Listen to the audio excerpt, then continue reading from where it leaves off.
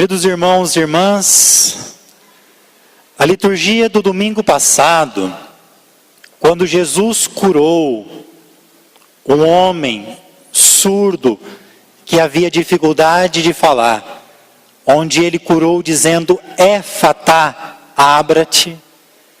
Aquela liturgia ela é muito importante para a gente entender hoje como que a surdez, ou como que ouvir falar, só ouvir, e não sintonizar-se com Jesus, pode nos fazer entrar por caminhos difíceis. A primeira leitura de hoje começa com essa palavra, ouvir. Diz assim, abriu-me os ouvidos, eu não resisti, nem voltei atrás. Esse é um dos cânticos do servo sofredor de Javé. É alguém que não tem nome, e a tradição da igreja, muito tempo depois, começou a ver nesse cântico a pessoa de Jesus. Ele é aquele que tem a certeza que Deus é o meu auxiliador. Por 2 vezes, o profeta Isaías, através do servo sofredor, vai dizer isso. Deus é meu auxiliador. E Cristo é aquele que, tendo a certeza de fazer a vontade do Pai, ele é humilhado, arrancaram-lhe a barba. Arrancar a barba é a pior situação vergonhosa que existe. E o servo sofredor, ele não reage. Ele se coloca como um servo. Ele é esbofeteado, mas porque ele tem a certeza que Deus está no seu lado. A segunda leitura é o 3º domingo que nós estamos ouvindo São Tiago falar para nós. Na época de Tiago, na comunidade dele, havia pessoas que queriam viver a fé, dizendo assim, eu tenho fé em Deus, mas não tire-me do meu conforto não. Eu acredito em Deus, mas me deixa aqui no meu lugar. Então São Tiago começou a ver que a fé dessas pessoas não transformava em nada. Era um fermento que não ia para a massa. Era alguém que queria dizer que acreditava em Deus, mas não colocava isso em prática. Era um Deus só dela. Era um Deus que devia fazer o que a pessoa quer. É quase que é um Deus que a gente cria. Se falasse para essa pessoa que ela devia se comprometer para transformar o mundo, para ajudar as pessoas, isso não cabia. E hoje, nos nossos dias, um dos maiores desafios do cristão é de viver a sua fé com autenticidade. Hoje nós somos tentados a não viver a nossa fé na linha da moral, em algumas regras políticas e assim por diante. Semana retrasada eu conversava com uma educadora, também psicóloga, ela me trazia algumas realidades das escolas de hoje. Ela me contava um fato de uma criança que tinha 5 irmãos e todos os seus irmãos foram adotados.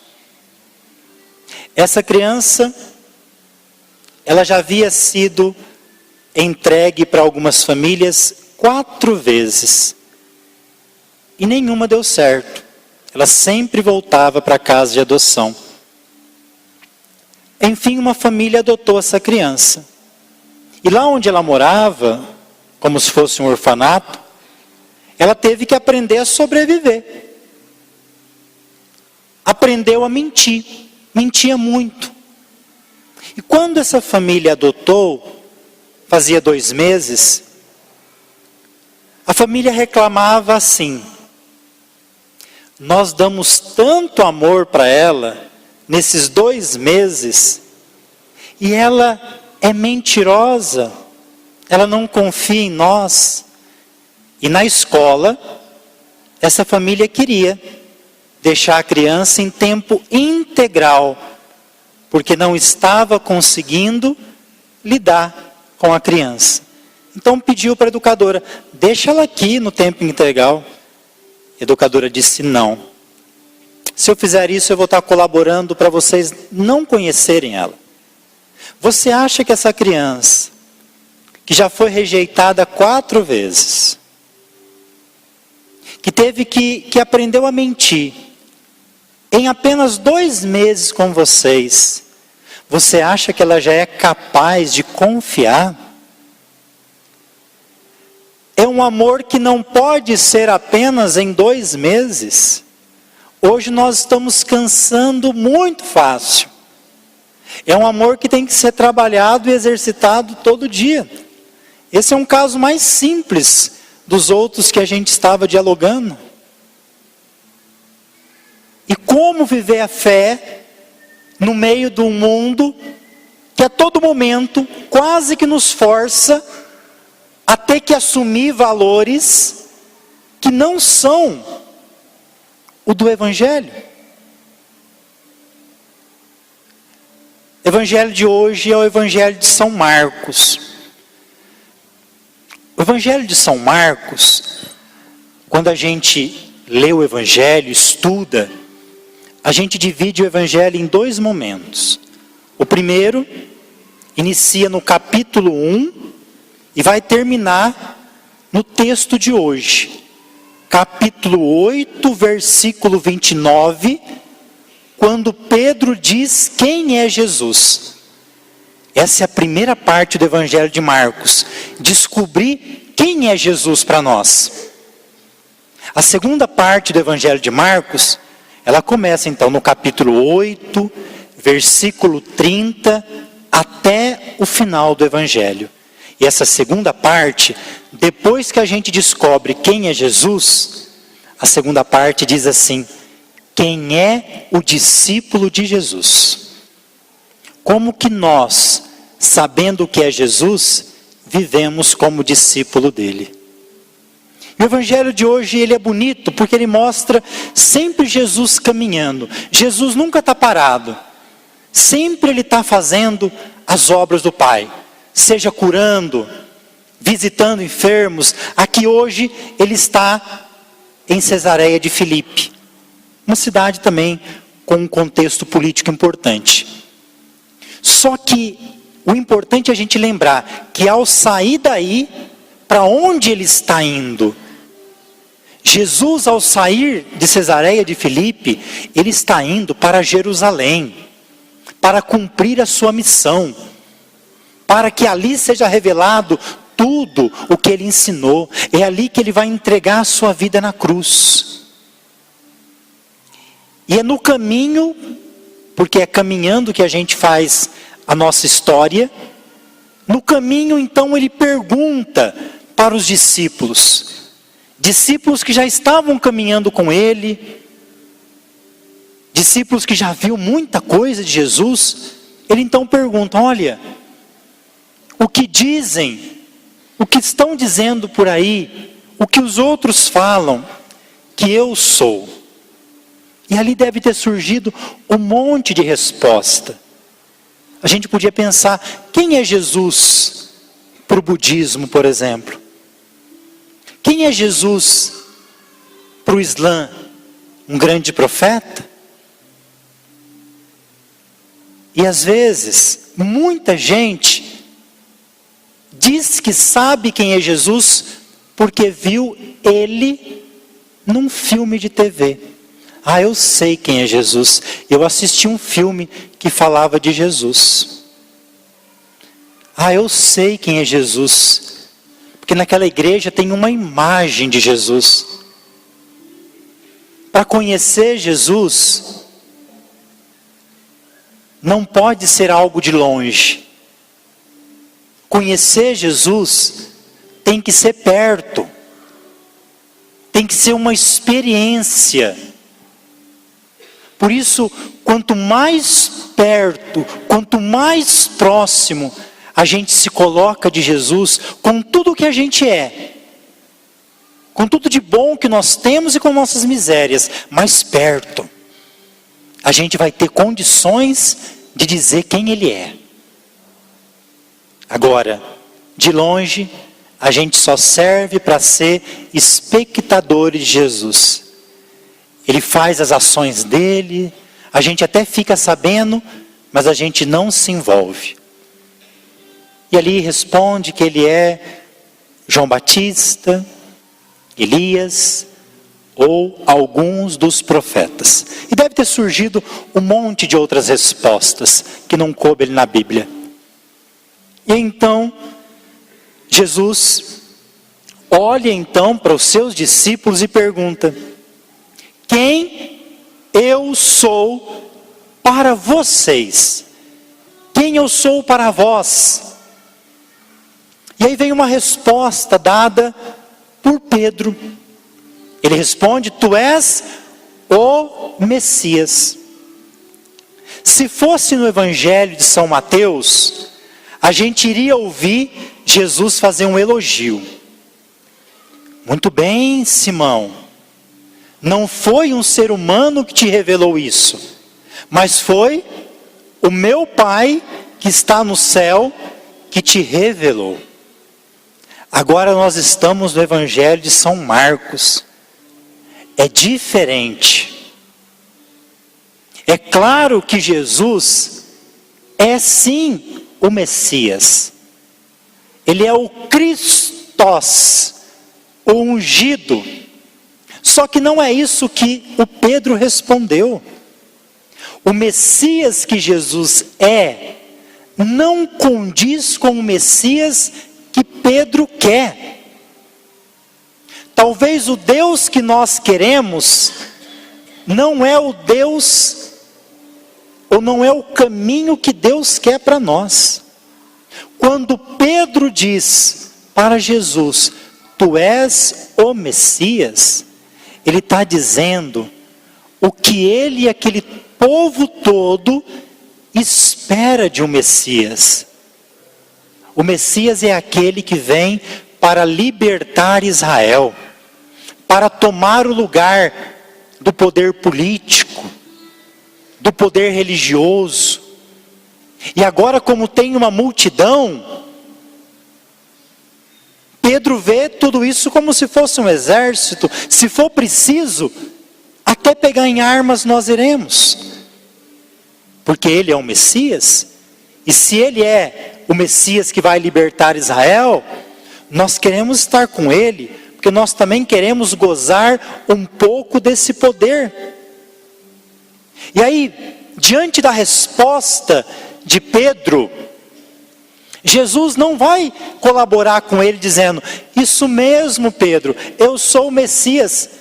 Ele vai dar uma resposta totalmente diferente. Ele diz assim: o Filho do Homem.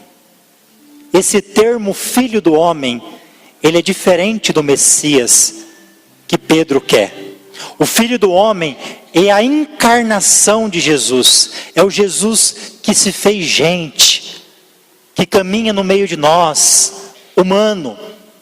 E aí ele acrescenta: o Filho do Homem vai sofrer muito, vai ser rejeitado pelas autoridades, vai ser pregado na cruz e no terceiro dia vai ressuscitar. Olha, quando Pedro ouviu isso, se Pedro fosse conterrâneo nosso, ele nem teria ficado ali. Porque nos dias de hoje, se falar de sofrimento para a gente quer ir embora. Nós vivemos numa época que ninguém quer sofrer. Se existir algum produto hoje, você pode até criar, você vai ganhar muito dinheiro. Se tiver um produto, não sofra. Remédio para não sofrer, vai dar muito dinheiro. O sofrimento, como Cristo sofreu por nós, faz parte da vida humana. Você pode perguntar: padre, então Deus quer que a gente fique sofrendo? Não é isso. Mas é colocar sentido quando o sofrimento aparece na nossa história. Quando Pedro ouve tudo isso, ele está pensando, é esse homem que eu quero seguir? Ele vai ser torturado, vai sofrer, vai ser humilhado, será que é ele que eu quero seguir? E pior, depois que Jesus revela esse projeto que vai acontecer em Jerusalém, olha o que o abusado do Pedro faz. Ele pega Jesus, leva ele à parte e repreende Jesus. E o verbo grego utilizado para repreender Jesus é o verbo epitiman. Esse verbo Jesus usou algumas vezes para expulsar demônios. Epitiman, Jesus usou isso para expulsar demônio e Pedro está usando para falar com Jesus. Está repreendendo Jesus. Aí Jesus pega Pedro e fala para ele assim: afasta-te de mim, Satanás. Ou se você quiser, no original grego, vai para trás de mim.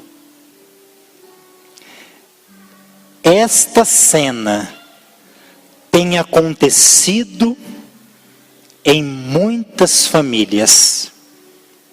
Não sei se acontece na sua casa. Crianças com menos de 5 anos, para não falar dos maiores, que pegam os seus pais e faz como Pedro, não reconhece a autoridade e coloca o dedo na cara e manda na casa mais do que o pai e a mãe. E aí você precisa ser firme como Jesus. Vem aqui, Pedro. Afasta-te de mim, Satanás. O que significa dizer isso para Pedro? Vai para trás de mim. Não está dizendo para Pedro ir embora. Jesus está dizendo para Pedro: Pedro, você precisa fazer o caminho de novo. Vai para trás de mim, porque você está querendo caminhar na minha frente. É como aquela pessoa que quer estar na frente de Deus, quer que Deus a sirva. E Jesus fala para Pedro: Pedro, vai para trás. Você tem muito que aprender ainda. Vai para trás. Entra de novo na minha escola. Não queira ficar na minha frente. Vai para trás de mim. Por quê? Porque os teus pensamentos não são os pensamentos de Deus, mas os pensamentos dos homens. Pergunte-se para você no seu interior: o seu pensamento, o meu, é de Deus ou é dos homens? O seu pensamento é o de Pedro, que quer esse tipo de Messias, ou é o de Jesus, que diz: eu sou o Filho do Homem? Aí Jesus reúne todo mundo, porque tem coisa que acontece na comunidade, na casa, o erro de uma pessoa, que pode contaminar os outros. E aí Jesus vai falar para todo mundo, porque todo mundo precisa ouvir. Ele fala: se alguém quer me seguir, ele não está dizendo vocês são obrigados a me seguir, porém, se alguém quer me seguir, é um convite, no caso para nós, irrecusável. Jesus está perguntando: se queres me seguir, renuncie a si mesmo, para que eu ocupe o primeiro lugar na tua vida, tome tua cruz e siga-me. É convite, sim, não é obrigação, mas ao mesmo tempo, esse convite de Deus não pode ser negado. Quem quiser salvar a sua vida, buscando os bens terrenos, achando que a salvação é aqui, desse modo, passando os outros para trás, quem quiser salvar a sua vida aqui, ele vai dizer: vai perdê-la. Agora ele diz assim: quem perder a sua vida, Isso para nós às vezes é difícil entrar na cabeça. A gente acha que nós estamos perdendo, não é. Quem perder no sentido de se entregar por mim, viver próximo de mim, quem perder a sua vida aqui, vai salvá-la. Vai se encontrar comigo na vida eterna. Esse é o convite de Jesus. Eu não sei como nós o conhecemos. Se é do filme, se é da imagem, qual é a distância que ele está. Mas uma coisa é certa. Ele tem que estar perto para a gente conhecer. Estar perto é convidá-lo a entrar na tua vida. É convidá-lo para entrar quando você está sofrendo, quando você está doente, quando você tem uma família abençoada. Diga para Jesus, venha conviver conosco. Permita que ele entre na tua vida, na tua casa. Para isso ele tem que estar perto. Só quem tem Jesus perto pode responder com qualidade quem ele é. Um dia uma criança me parou, canta, olhou-me nos meus olhos a sorrir, caneta e papel nas tarefa escolar para cumprir. E perguntou no meio de um sorriso, o que é preciso para ser feliz?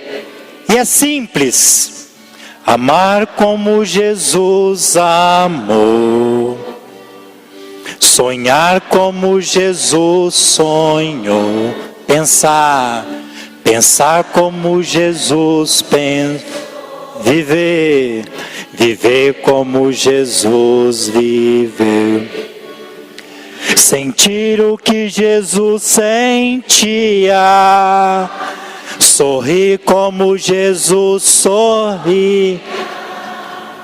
E ao chegar ao fim do dia, sei que eu dormirei muito mais feliz. Que Jesus sentia, sorri como Jesus. E ao chegar ao fim do dia, eu sei que eu dormirei muito mais feliz. Louvado seja nosso Senhor Jesus Cristo.